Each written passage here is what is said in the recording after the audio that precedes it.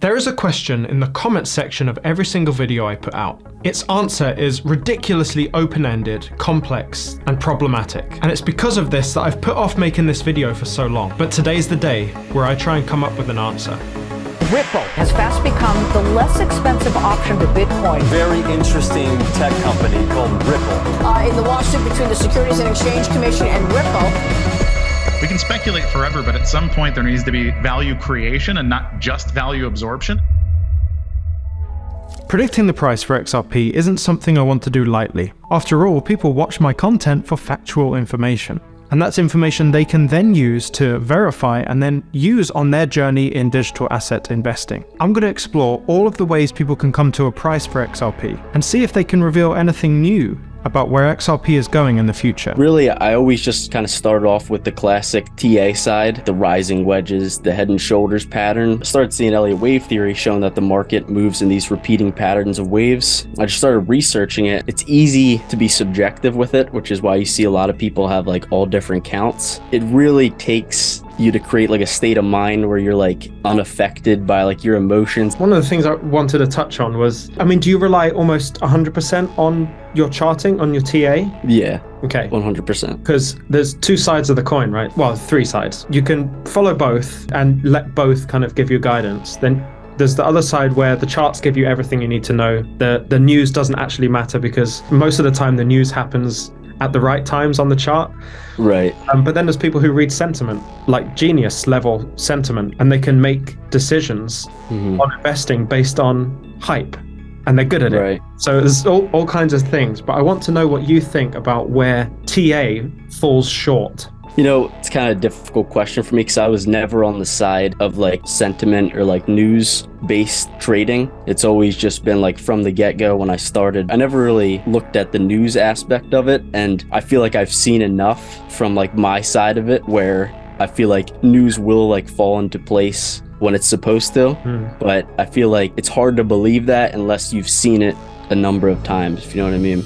Now, I've dabbled in chart reading and I found it massively valuable to actually predict vaguely where the price is going to go in a speculation environment. And of course, this is all based on the general idea of people buying and selling and basically predicting that using those candlestick patterns. But what's really interesting here is that when I look at technical analysts and I speak to experts like Dan Dowd, what's interesting is that there's almost like a consensus of the XRP price. It's like all people who pay attention to the chart and read solely on the chart, they kind of come to a consensus. It's kind of like their prediction for XRP is basically clustered all around one area of the price. I guess the main point of this conversation was specifically about XRP. Have you done any Elliott wave theory on the price of XRP for this coming bull run? I have. I discuss it a lot on my channel, how in Elliott wave theory, the basic impulse wave pattern is that it'll go up for a wave 1, back down for a wave 2, and up for a wave 3. What we're targeting is that wave 3 to the upside we talked about earlier. Elliott wave theory is very subjective, so it's easy to let your bias interfere with it. But if we use basically a rule-based strategy to try to put this into simple terms, invalidation points, I think that if XRP can break above $1.35, it would confirm that big wave 3 for us because it would invalidate the bearish count. And that's when you get those big targets like $28 to $85, which is your log scale Fibonacci wave 3 target. So that's it? That's the prediction? That's the prediction. I think that there are lower levels that could potentially get hit, but when we look at ADA, we look at Ethereum, we look at Bitcoin, what they did in their wave 3s, where they went up to 1.618 Fibonacci levels, they were on the log scale, and perfectly in that area, it just starts to correct for wave 4. So you also take a look back in the 2017 bull run, same thing. XRP went up to a 2.0 log scale Fibonacci extension level. So going off of what historically is common amongst these cryptocurrencies, I think that with a great deal of probability, it could head towards those levels. I am still targeting 3 to 8 as like the first area, but I definitely think it is possible for it to get up to those levels. What I've seen, the general consensus is everywhere from $8 to $85. Now that might sound like a large range, but that's nothing on what the next group of people believe. Ultimately, technical analysis, where you read the charts, is completely based on how the market will react in a speculation environment. But what about when it isn't? There seems to be two groups of people, and one more that I'll get into at the end of the video. Speculators and utility-ators. I want to make this very clear to people, okay? I don't like to make predictions on these kind of things. If I was to guess the price of XRP, I would say that if once we have the regulation and the institutional utility later on down the road, which is coming, guys, it's going to take some time though, I can easily see, again, XRP being in the hundreds of thousands of dollars, and I'll gladly explain why. Again, this ties back to what we were talking about. If the global economy is being positioned to be tokenized or digitized, whatever you want to call it, on the XRP ledger, and that's basically what we are seeing happening all over the world. No one's talking enough about it. If that's the case, which it is, then the demand for XRP would be enormous on a global scale by financial institutions. Therefore, the price would have to be high enough to maintain the liquidity that it is needed to facilitate those transactions on a global scale. So ladies and gentlemen, again, yes, the XRP price, to truly serve the global economy like it was originally designed to do, the price would have to be very, very high. Hundreds of thousands of dollars? Wow. That sounds crazy, doesn't it? But does it? What I think we need is another way of explaining it, something that the normal person can understand. Maybe some sort of pizza analogy. So I don't necessarily look at price. The way I see XRP is once it becomes the global bridge for all currencies and we move to CBDCs, and I do think that is where it's going. I think market saturation of XRP and Ripple into banks and central banks for CBDCs puts it in the sense that it will be the medium of exchange. So to get from a US CBDC to a digital yen, it will go through XRP. And once that happens, it becomes something akin to the golden kilogram or the atomic clock, in which everything is measured against that one point of reference. So in that sense, XRP will always be one XRP, but what it means is the entire wealth of humanity basically becomes a great pizza. That pizza is all made of XRP. And when you add topping or dough or more material or value to that pizza, you still have it sliced between 100 billion XRP. Basically, what I think is that one XRP will be 1/100 billionth of total value of all the money. And yeah, that makes sense. If this is a new technology that forms the foundation of the way everything operates, then from a technological standpoint, I see his point. I see the logic here. And it isn't just one person taking this stance either. So I said that earlier, but the price could certainly be in the hundreds of thousands of dollars. In my opinion, later on down the road, once we have regulatory clarity, transparency, and institutional utility. Okay. Again, we're talking about tokenizing the global economy. If that's the case, we're talking about a lot of money, guys. We're talking about the global economy, okay? That includes stocks, derivatives, insurance, etc. You know, I can go on and on. Real estate. So everything you see and touch. Yeah. And guess what? There is an incentive by the central banks and the powers that be to control everything. And that has to be digital. A banker's dream is a cashless society. Once everything's digital, they are in control. That's it. So we can see a theme coming through here.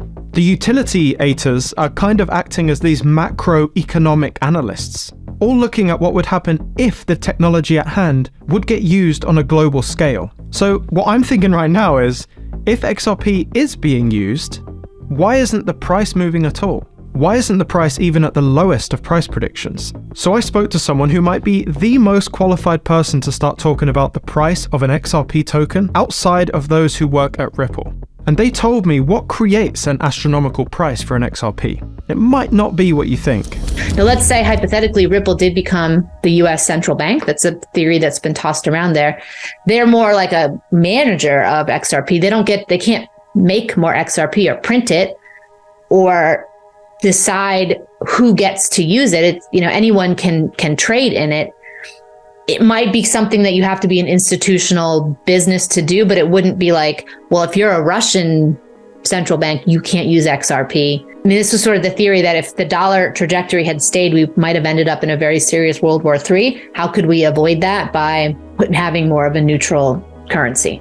Does this mean like the IMF and the World Bank go away? Like, I don't know, to be honest. I don't know what their role would be in a decentralized world where there is a neutral bridge currency, each nation could essentially have their own sovereign currency.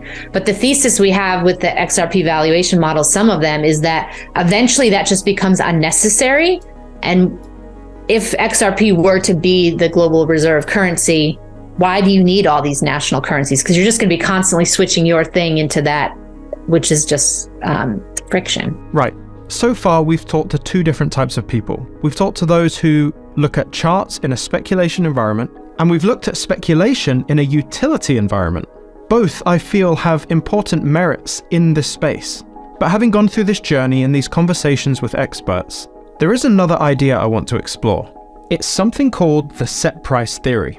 And this theory suggests that there is an entity out there who controls the regulation and issuance of all of these cryptocurrencies, and issuance of XRP, and essentially controls the whole financial system, that understands what the XRP technology is on the XRP ledger, and knows it will be the pizza of everything, and as a result decides to set the price of XRP to match the requirements that the market will throw at it in the future. This would have to be a high enough price for XRP to be able to handle the trillions and trillions of dollars going through the system every day. This is what is called flipping the switch. The XRP community goes crazy over these flip the switch memes. So I had to dig into this even more to discover what it was really about. Let's think about it logically. When you or I buy a cryptocurrency, we know that our influence on the market will not move the price of the said asset. Our purchase does not have enough power to impact anything. But if $1 billion is moved, the price for most assets will move accordingly. Well, that is when manipulation isn't a thing. There are so many reasons why the price of XRP will be skyrocketing later on. But I'm going to tell you right now, it's going to be the institutions that are going to drive the price of XRP up.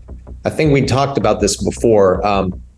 Long time ago, I think 2 years or a year ago, my brother shared this with me, but there were a bunch of people on the Twitter community who got together and they all had an agreement to purchase a significant amount of XRP in order to see if the price would go up. And you're not going to believe it. When they made the purchase, the price of XRP actually went down. So the price of XRP is being held back, guys. It is being manipulated. I'm not saying, we're not going to talk about these damn ledgers again, okay? But the price of XRP is being manipulated, whether it's through nodes, whether it's through the SEC, whether it's through anyone, okay, halting the price back, or even bots. They use trade bots on Bitcoin to do the same damn thing, but to make it look like there's more value going on when really less than 20% of it is retail money. It's all fake. And that's why anyone who's foolish enough to buy into Bitcoin is going to pay the price later on. And that's a point, guys. And I'm not kidding about that. So, you know, the price of XRP, again, will run to astronomical levels once there's the real institutional utility in there. So if we acknowledge that the market is manipulated, how far do you think the manipulation goes? Is it possible for a large entity like BlackRock to move into a blockchain environment where they tokenize all of their assets? What if they tokenize the assets on the XRP ledger? And let me remind you what Molly said earlier in this video. A lot of European banks are in trouble. They look insolvent, which means they owe more than they have in assets. They've been buying up gold for a long time. And this is another sort of black swan event that could be a catalyst to see a big change, is that a bunch of banks in Europe, could be otherwise, it just looks like it's going to happen in Europe to me, they fail. And there's this transition process where they get kind of converted using a bail-in to a revaluation of gold and XRP. If this is all a possibility for BlackRock, and these are the smartest minds in the world, do you not think they know and understand their own power in this market? If they tokenized all $10 trillion of their asset holdings onto the XRP ledger, they would hypothetically create a predictable move in the market, and therefore they would know the price of an XRP before they move their chess piece. They know how much pepperoni they're going to add to the pizza. What if BlackRock and all the other asset managers created a coordinated tokenizing event? So I'm going to calculate what the minimum set price for XRP would be based on the idea that the top 10 asset management companies tokenized all of their assets all at once. Not to mention on the XRP ledger as well. These companies in total hold around $40 trillion in assets. And if this value of assets was added to the ledger, not to move around constantly, but to be held on the ledger, this is the formula. You take the total amount of coins in circulation and multiply this by the current price of the token. In this case, it's 51 billion tokens, though it's almost certainly a tiny percentage of that in reality. But nevertheless, we get the current market cap of XRP at $20 billion as of today. Discounting all of the assets that are already on the ledger, and all of the XRP that you and I hold, if all of the aforementioned asset managers tokenized their assets on the XRP ledger, which is $40 trillion, they would essentially bring the market cap up to $40 trillion, making the price of an XRP $785. That means just over 1,200 XRP make you a millionaire. But if XRP really is the pizza of everything, and all the money at some point flows through that pizza, that didn't make sense. You'd be looking at an XRP being somewhere in the region of $100,000, which when you look at these utility ATAs around on the internet, hundreds of thousands of dollars, isn't a surprise, and at least now we understand where they're coming from with that prediction. Well, I can get behind both angles, and I understand that in a speculation environment which we currently lay in, using the charts as the way to predict movements of the market, regardless of them being manipulated or not, is the gold standard for predicting a price. And I'm confident that if XRP did not have any utility and it was purely speculation based continually, then targets between $8 and $85 are probably accurate. However, it's quite hard to deny that the specific technology being used in the specific market it's targeting, it requires exploration of outcomes that haven't happened yet, or they don't exist in the current system. On one hand, I found the crypto community to be extremely toxic and completely able to self-destruct the whole thing with infighting. On the other hand, I've met some incredibly passionate, good and intelligent people, and even people who are making revolutionary technology to impact the world. In a positive way, I will say, who are actually building technology for a better future. Deciding on whether you think the value of XRP will always be confined to technical analysis, reading a chart, or whether you think something bigger is going on here. It's not going to be easy. It requires you to take responsibility of your own research and your own understanding. But most importantly, it demands that you make a plan for this market and that you stick to it with all of your conviction.